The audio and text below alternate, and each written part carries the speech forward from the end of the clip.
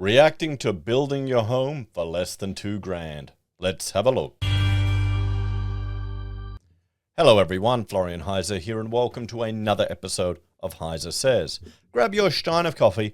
Now, my wife sent me this little clip from ABC and she thought I should react to it. So that's exactly what we're going to do and what we'll... Hang on, I'm going to try and experiment with a new camera setup. So we look at something like the block and say, well, there's this... Pause that here. Here we go. You can see me now. And let's check this one out. When building a house costs less than $2,000. Okay. Now, you've got to remember, I own a building with my wife. And let me adjust that camera there. There we go. Hang on. I may need to... There. It's getting there. We're getting there. We're learning. Okay, let's listen to this. So Rachel and I are building our own house. The reason why I've got no glasses on right now isn't because I'm vain or I've got LASIK, as some people are suggesting. It's because I've broken several pairs of glasses or the lenses by getting concrete splashing on them because I'm too lazy to put bloody goggles on. So I just ordered another 2 pairs of glasses and I said, that's it. I'm getting contacts for when I'm mixing concrete. So I've been mixing concrete today because then, of course, I'll remember to put goggles on. You know, we live and learn. You think over 40 I'd figure this stuff out. But anyway, so let's check this one out. Let me adjust. There we go. I'm loving this automatic AI background removal. It is awesome. We often look at something like the block and say, well, there's this... Everyone's interested in renovation, but it pales into comparison, our interest in architecture and design, to any other time in Australian history, in that period after the war. New homes built by the last true DIY generation. Now, I'm calling bullshit to that, okay? Here's the thing. I've got a book somewhere around here, one of the old Reader's Digest books about building back in the day. We got it at the book fest. It's like from the 60s or the 50s. Now, a lot of the stuff that they could do then, they could wire their own house. They could do their own plumbing. They could put their own gutters in. You can't do anymore. You're not allowed. We're in nanny state Australia. You need to get a tradie. You need to get someone who will sign a piece of paper that can do it. They don't want to allow people to take on that responsibility or that risk because it's a health and safety issue. They're concerned about the next buyers at the house. That's what Australia's like. So you can praise the do-it-yourself spirit of the 50s. Oh, yeah, well, fantastic. But you try and do it yourself now. Why do you think people are building these shitty little tiny homes? It's not because they want to live in caravans. It's because they want to get around the legislation. And it's just getting tougher every year, more onerous. I was actually having a chat today to a gentleman in Bunnings about how much I was spending on stuff. But I said, well, at least we don't have a crazy mortgage like some of these young people now with $900,000. And he said, yeah, that's my daughter. She bought a 4-bedroom place with a media room. And I'm going, well, back in the day, you could get a little 3-bedder with a separate bathroom. And that's it. And a carport. None of the luxuries. Anyone can build their own home. If I can do it, and I am probably one of the clumsiest people in the Southern Hemisphere, every bloke and most women knew how to build things. Yeah, but they were different back then. The houses that you could build were different. You didn't have to have all of these onerous requirements. You didn't have to have energy efficiency reports. You could make simple houses. Here's the thing. We've now, in many regards, we've gone overboard with the houses that we're building. All of these requirements and these standards. You just want to keep it dry. You want to be able to ventilate it. And you want to have safe occupancy. That's pretty much it. But, yeah. But I agree. I mean, how many people are building their homes now these days? It doesn't seem to be as popular as it was. Actually, one viewer, he's living in a suburb where there are no garages because what they did is they put a covenant in that people wouldn't build garages because what you do in the day is you'd build the garage, live in that, and then build the rest of the house. It was being officially encouraged. What defines, I think, particularly the houses of the 1950s is they really, in many ways, are the last houses that our great-grandparents or grandparents actually built. Yeah, because they could. They could. You can't even rewire a light switch these days. You can't even run some plumbing. I mean, look at the old building your own home books from back then. I should find it. Hang on. Where is it? Where is it? Wait, let's see.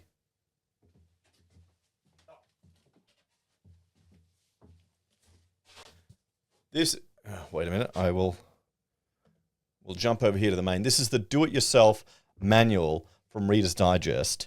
And how to use a hammer. What else can we find? Do-it-yourself. When was this published? 1965.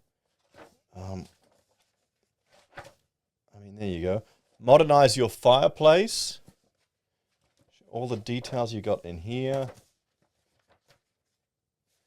How to build your stud walls.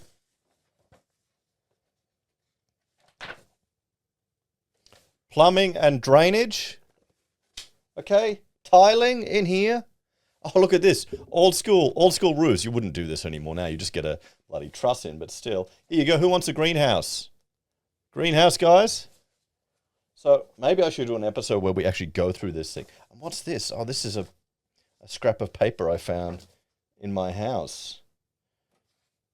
So the world has changed. It's more onerous now. And of course it's the block. They're not going to, I'm imagining it's the block. They're not going to talk about this stuff. So let's jump back here. Could we do it yourself situation again? I think consumers would love to do that. I think most people would love to have a crack at building their own house. And I think it's deeply embedded in our DNA to do that. Yeah, I agree. 100%. But we need to change the legislation. Rules and regulations unfortunately stop that today, and there's too many codes and too many difficulties, too many councils stopping us from really truly returning to those days. Yeah, no, I agree. He's got it.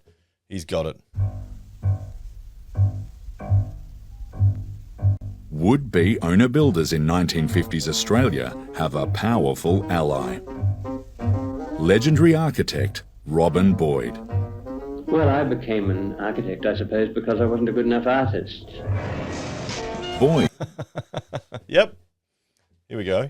believes that functional Australian housing doesn't have to be ugly. His views on the rightness of buildings, both in style and in the way they work, have made him one of our most important authorities on architecture. In the He does some beautiful work. immediate post-war period, people like Robin Boyd in Melbourne got a column in The Age and was decrying the aesthetics of Australian housing and started small home service. You know what? I'm going to bring that up. We've got some images for this one. I keep promising to do a video going through these houses that they've done. Let's look at some of these. And now we're going to topic change. Actually, you know what? Let me see if I can change this. Let's see if I can change the presentation. I'll move that here. Wait, is that going to work?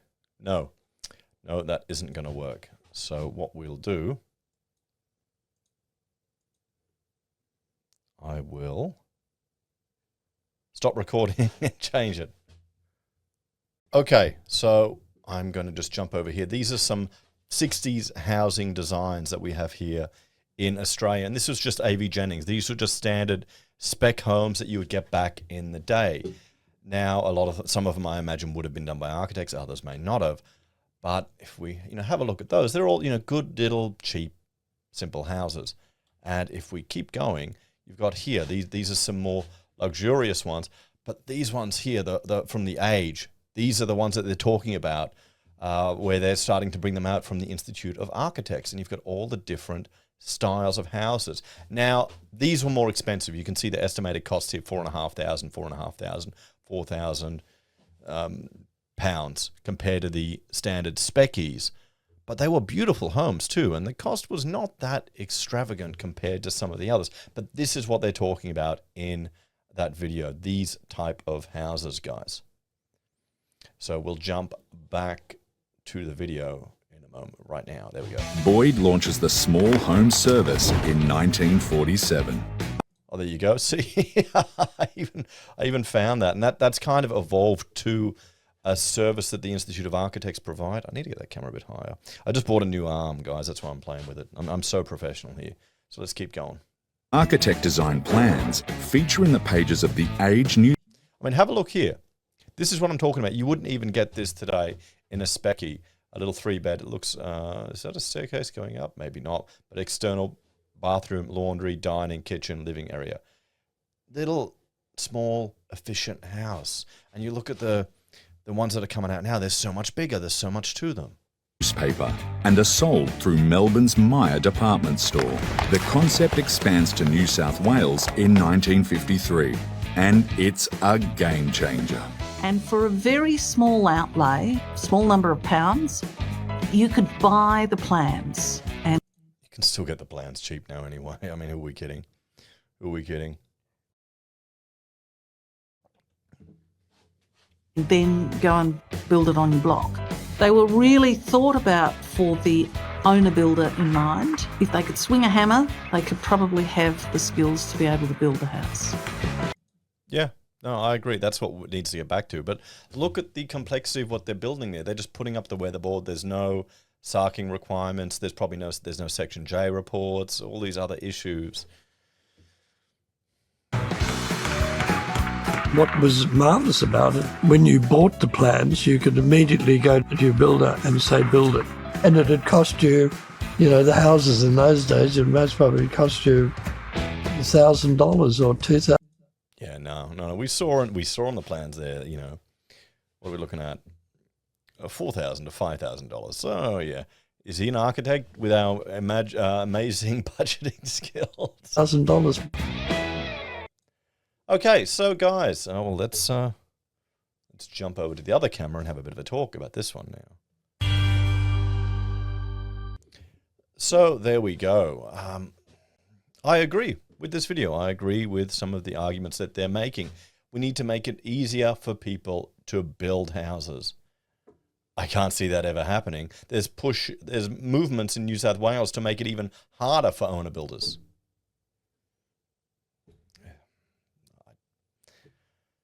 I don't know how we can push this. Maybe we need to get in the ear of the opposition to try and fight for easier construction of your own homes. If I put my conspiracy hat on, there you go, my conspiracy hat. I get the feeling they don't want people in houses. They don't want people independent. Maybe I'm just getting too paranoid and too old. It feels like it, doesn't it? It really does. Because, Australia was different back then. Housing was an opportunity for people to lift up their social status. Well, still, I agree with this one. Good video, good considerations. But you look at how they were building those, you couldn't get away with that these days. Anyway, thanks for watching, guys. Check out Heise BIM or Heise Does. And if you're a fan of the channel and want to support us, you can on YouTube or Patreon. Use our referral links, buy our pocket squares, or call us if you need an architect. Take care. Have a great day. I'll see you next time. Bye for now.